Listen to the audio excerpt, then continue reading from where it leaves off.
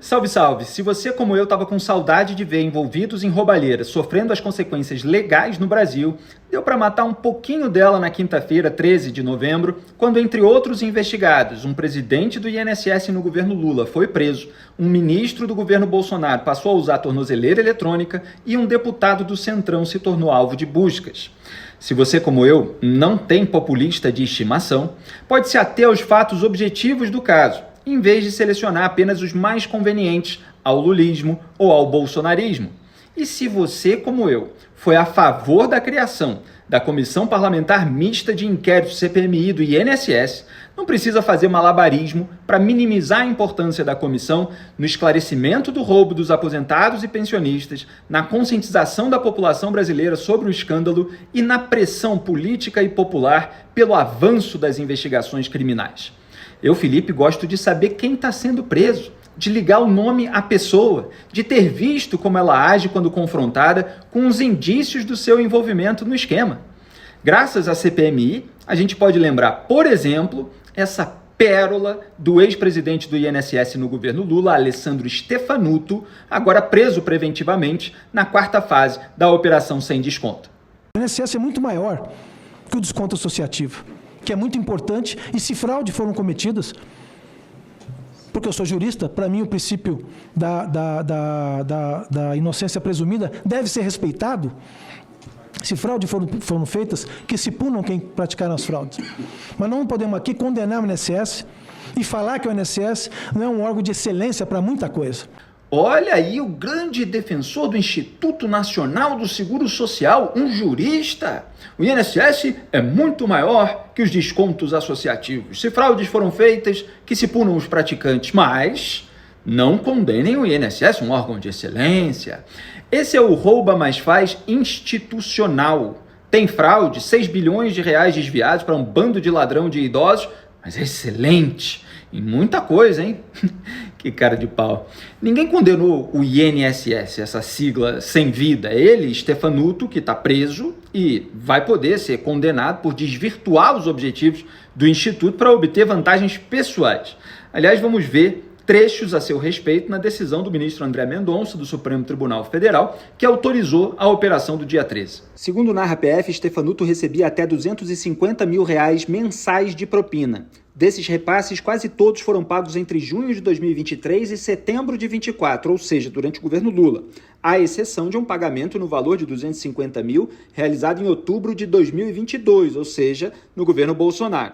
Stefanuto avaliava e aprovava a manutenção dos convênios entre o INSS e a Associação Conafer, mesmo após alertas técnicos sobre inconsistências nas listas de filiados e indícios de falsificação de autorizações de descontos. Ele autorizava o processamento de cadastros de filiação encaminhados pela Conafer sem observância dos critérios legais e sem checagem da manifestação de vontade dos beneficiários.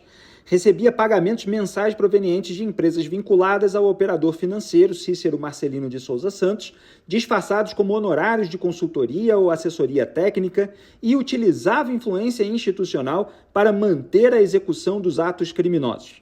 E ali embaixo tem a lista das empresas utilizadas para receber os valores de Cícero.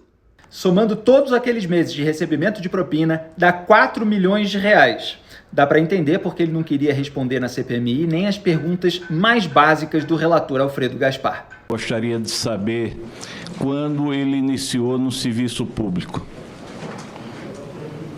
Presidente, eu vou manter em silêncio nessa pergunta. Presidente, calar a verdade de ato não incriminatório cabe o flagrante de falso testemunho. Gostaria que o senhor analisasse esse fato.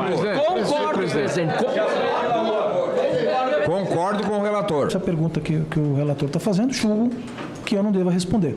É um julgamento meu. Agora vamos lembrar as participações como depoentes da empresária médica Thaisa Hoffmann, que tentou se vitimizar, mas foi emparedada pelo relator, e do seu marido, o então procurador-geral do INSS no governo Lula, Virgílio Ribeiro. Sou mãe, médica e empresária. Ao longo da minha vida profissional, jamais estive envolvida em qualquer prática ilícita.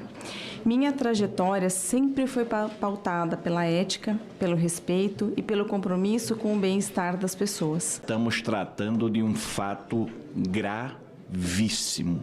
Então, eu quero deixar isso bem claro. para cima de mim, ninguém vai se vitimizar. Esse é um dos edifícios melhores do mundo. Fica em Balneário Camboriú. Quem tiver dinheiro e o dinheiro for lícito, aqui é um excelente local para morar. Se chama Sena Tower. Deixa eu dizer o valor dele. Valor dele, 28 milhões de reais. Poucas pessoas no mundo têm essa condição, mas, pela força do trabalho, e assim acredito, nossa depoente reservou uma lâmina 7001 aqui do Sena Tower. Tem até elevador de carro. Queria saber da senhora, a senhora vai morar no Sena Tower? Excelência, eu vou permanecer em silêncio. A senhora poderia me dizer como é que um servidor do INSS, no caso seu esposo e a senhora, arrumaram 28 milhões de reais para comprar esse apartamento? Por orientação da minha defesa técnica, eu vou permanecer em silêncio. Se eu dissesse à senhora que estou desconfiado que esses 28 milhões de reais vieram dos sofridos aposentados e pensionistas, eu estou errado? Excelência, vou permanecer em silêncio. O senhor acredita que as pessoas disseram, com quem eu conversei, que o senhor era um dos procuradores mais brilhantes da carreira? Aí aqui, sendo muito sincero, eu estou numa dúvida se o senhor é corrupto ou se o senhor não é corrupto. E o senhor está respondendo as perguntas. Eu não sou corrupto e tomo a primeira frase como elogio. Virgílio e Taísa foram presos preventivamente. Virgílio foi apontado como líder e beneficiário direto do esquema criminoso. Ele utilizou sua posição funcional para proteger e viabilizar as atividades ilícitas, beneficiando-se financeiramente com a aquisição e reforma de imóveis de alto padrão em coautoria com Taísa.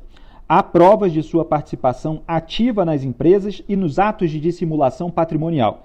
E para a PF, a continuidade de movimentações suspeitas após a deflagração da operação demonstra risco concreto de reiteração delitiva e obstrução à aplicação da lei penal.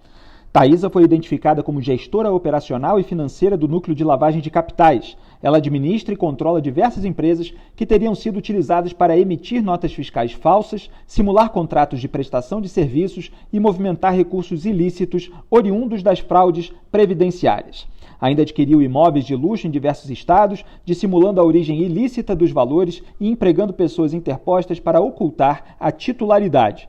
E mesmo após o início das investigações, celebrou distratos e continuou realizando movimentações patrimoniais para esvaziar o alcance das medidas de sequestro e bloqueio judicial. E antes de mostrar aqui um compilado dos discursos de deputados e senadores sobre a operação com prisões e demais medidas, vamos destacar alguns pontos da decisão do André Mendonça, do STF, sobre o ex-ministro de Trabalho e Previdência do governo Bolsonaro, José Carlos Oliveira, que se converteu e passou a se chamar Ahmed Mohamed Oliveira Andrade. E também trechos sobre o deputado federal do Republicanos de Minas Gerais, Euclides Petersen.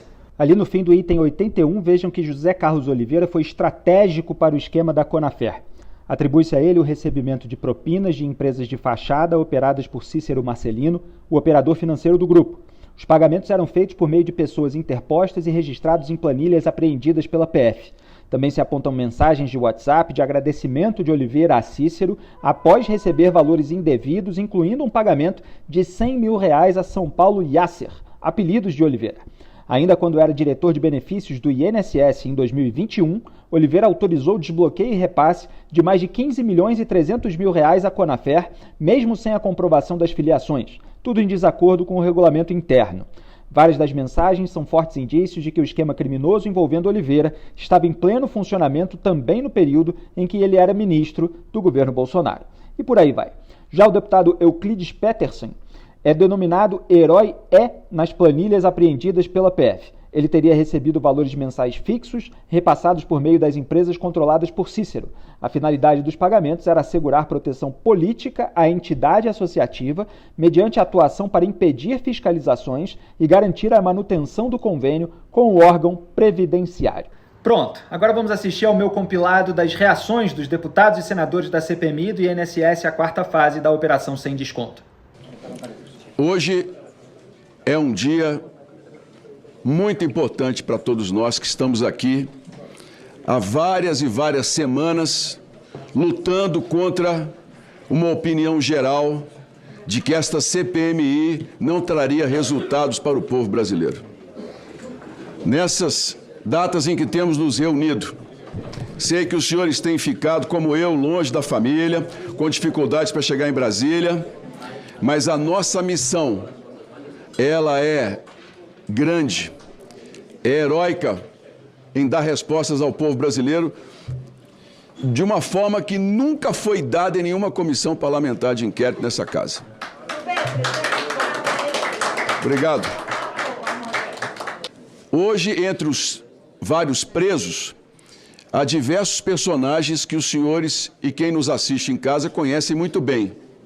Chegaram aqui com habeas corpus, com o direito de ficar em silêncio, arrogantes, dizendo-se que estavam sendo perseguidos, que essa era uma comissão que não dava direitos, não respeitava advogados. Hoje está muito claro que esse núcleo operador do sistema vai ter que responder e está na investigação, no inquérito, e agora está, em boa parte, na cadeia. Outros ainda têm explicações a dar e também serão alvo de operações. Acreditem, novas operações e prisões virão. Não ficarão impunes aqueles que tomaram de assalto a Previdência brasileira. O terceiro escalão está praticamente todo preso, o segundo escalão também. Agora, eles poderão colaborar e muito, e essa CPMI também, em dizermos quem foram os que se beneficiaram de todo esse esquema de desvio da Previdência. Nós vimos vários presos, não comemoramos prisão. O que nós comemoramos é o fim do ciclo da impunidade. Muitos chegaram aqui arrotando honestidade e agora estão muitos deles atrás das grades. Mas deixar bem claro, isso é apenas o início da jornada do fim da impunidade. Ainda tem muita coisa para acontecer. CPMI na mente da população brasileira é algo feito para terminar em pizza, mas nós tivemos a sorte de lhe ter como presidente. Obrigado. E de vários membros que estão aqui para apurar a verdade. Não adianta blindar na CPMI, porque tem outra investigação em curso. Exatamente. E aí eu volto a falar, tem muita gente que precisa ser retirada debaixo do lixo, do tapete, seja ele de onde for. E pouco importa de que bandeira ideológica é, volta a dizer, Paulo Bodens, volta a dizer Daniela Fontelli, Gustavo Gaspar, Frei Chico e tantos outros que estão blindados, mas a investigação está indo por caminhos colaterais.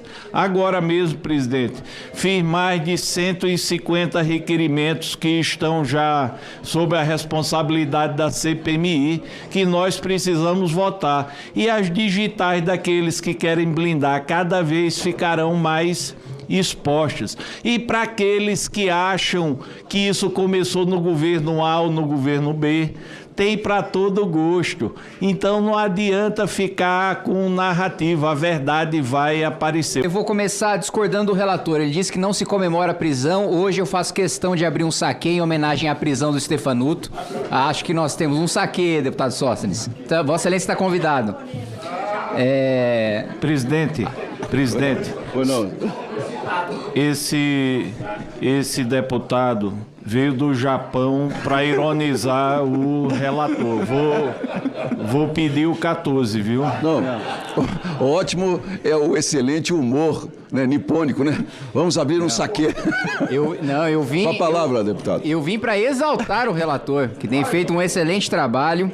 Primeiro, eu acho que hoje é um dia realmente para se comemorar. Mostra a relevância dessa comissão, apesar de todo o ceticismo. O próprio governo trabalhou violentamente contra a instalação dessa CPMI. É sempre bom lembrar, com exceção do senador Contarato, nenhum deles assinou, né, o pedido de instalação da CPMI.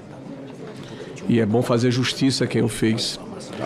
É bom dizer que essa CPMI ela foi cercada de todas as formas para impedir o avanço das investigações. Nós estamos vendo aqui a blindagem que o governo tenta estabelecer a cada reunião. Essas prisões preventivas são muito importantes. Ficou evidenciado aqui, tivemos um misto de silêncio, tivemos um misto de mentiras, contradições, mas o que chamou muito a atenção dessa comissão foi a arrogância de vários desses depoentes que aqui estiveram. E ficou claro nos depoimentos que estariam fabricando documentos.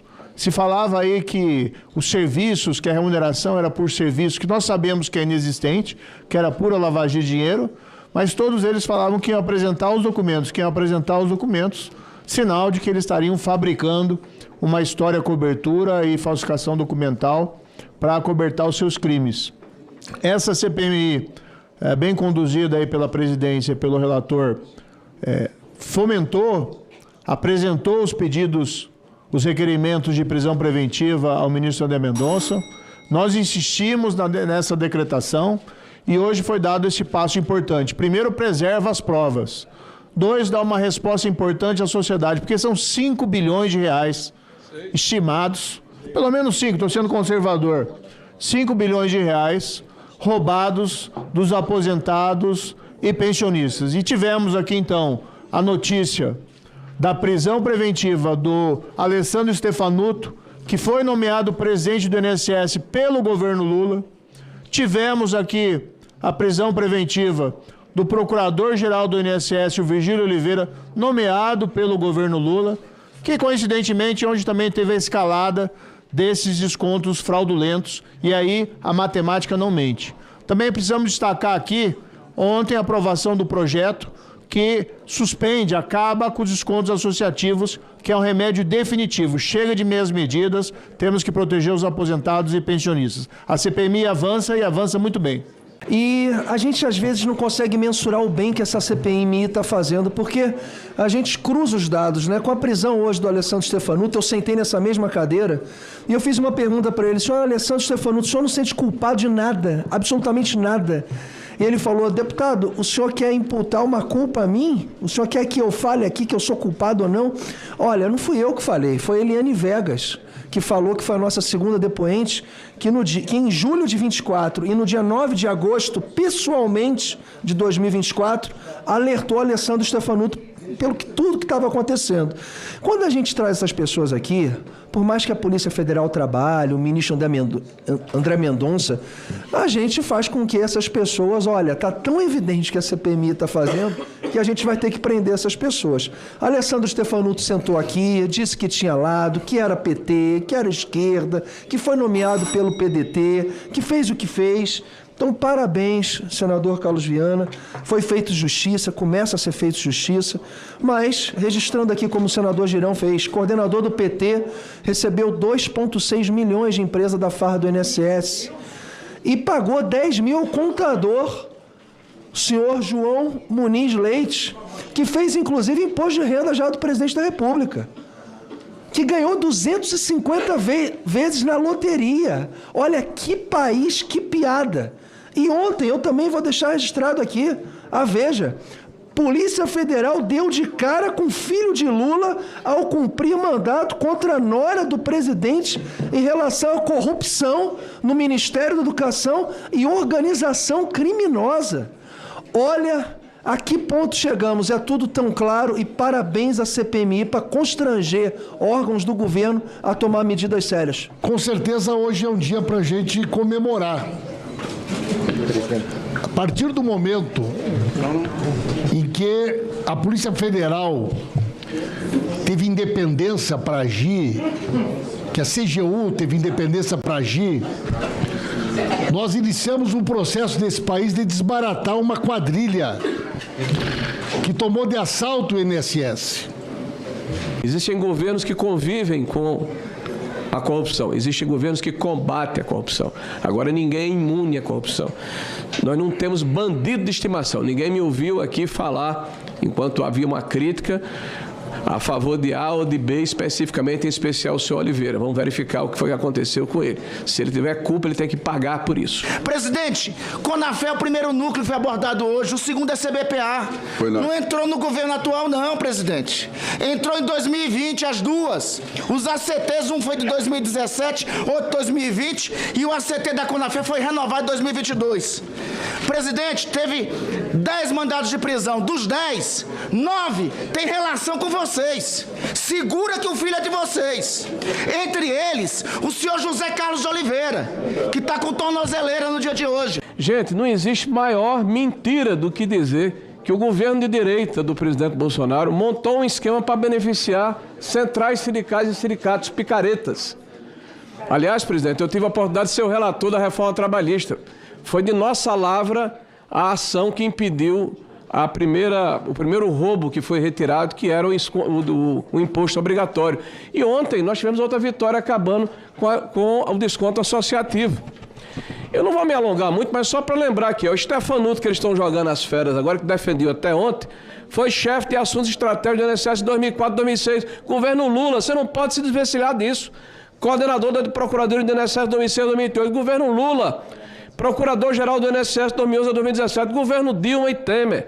E presidente do INSS 2023 e 2025. E mais grave, senhor, ele foi o coordenador da equipe que fez a transição. Foi ele escolhido diretamente pelo presidente Lula para fazer a transição, ou seja, para continuar assaltando a Previdência em nome dos companheiros. Isso está muito claro. Eu queria, por favor, que botasse na tela aí o exemplo do que é o PT nesses 18 anos, que são um bando de gafanhotos contra o Brasil. Está aí, ó. Lista de petistas presos. Aldemir Bendini, ex-presidente da Petrobras e do Banco do Brasil. Wagner Pinheiro, ex-presidente dos Correios. Otton Silva, ex-presidente da Eletronuclear. Juquinha das Neves, ex-presidente da Valec. Renato Duque, ex-diretor da Petrobras. Renato Cerverói, diretor da Petrobras. Jorge Zelada, ex-diretor da Petrobras. Guilherme Lacerda, ex-diretor do Fundo de Pensão de Funcionário do BNDES. Paulo Roberto Costa, diretor do Abastecimento da Petrobras. João Vacari, ex-tesoureiro do PT. Paulo Ferreira, ex-tesoureiro do PT. Delúbio, ex-presidente do PT, Paulo Bernardo, ex-secretário do PT, Cândido Vacarez, ex-líder do PT na Câmara dos Deputados, Delcídio do Amaral, ex-líder do governo do PT no Senado, José Disseu, ex-ministro-chefe da Casa Civil do governo Lula, Antônio Palocci, ex-ministro da Fazenda do governo Lula, Pedro Barus, que é gerente executivo da engenharia da Petrobras, André Vargas, ex-presidente da Câmara dos Deputados, Lula, Alessandro Stefanuto, agora presidente do INSS, progressista e ligado à esquerda, preso hoje, Virgílio Oliveira, progressista ligado ao PT, preso hoje, André Fidelis, progressista ligado ao PT, preso hoje. Essa é a diferença de um legado de quase 18 anos de assalto ao país. Eles não vão poder apagar a história. Eles estão tentando reescrever a história, fazendo uma série de artifícios do ponto de vista jurídico, mas a história não prescreve, está tudo registrado. E eu não tenho dúvida que a história vai fazer justiça e está nos observando a todos. Muito bem, há vários outros personagens, inclusive alvos dessa operação e aspectos desse escândalo para abordar, mas isso eu deixo para futuros vídeos. Fato é que Jair Bolsonaro está preso e condenado, quem está no poder nesse momento é o Lula, foi durante o governo dele que a roubalheira aumentou, então é claro que o escândalo assombra muito mais o PT nesse momento do que o bolsonarismo. E também é bom deixar claro, para que a corrupção seja combatida no Brasil, para que envolvidos em esquemas como esse sejam presos e permaneçam presos, e para que os grandes tubarões sejam alcançados também por essas investigações, é preciso que cada um faça a sua parte. A imprensa, como aconteceu nesse caso, as reportagens do Luiz Vassalo, do portal Metrópolis, precisa esmiuçar, precisa lançar luz sobre esses elementos para que a sociedade se comova e pressione os políticos a tomar providências como a abertura de CPMI. Precisa, portanto, que os políticos mantenham essa questão em foco, o escândalo em foco, para que os órgãos de fiscalização e controle e as corporações, como a Controladoria Geral da União, a Polícia Federal, possam agir, assim como a Procuradoria Geral da República, que avalizou muitas dessas prisões, e principalmente é importante que o STF não atrapalhe. Então, é preciso que todo mundo faça, cada um, a sua parte. Continue fazendo. Curta e compartilhe esse vídeo e até o próximo.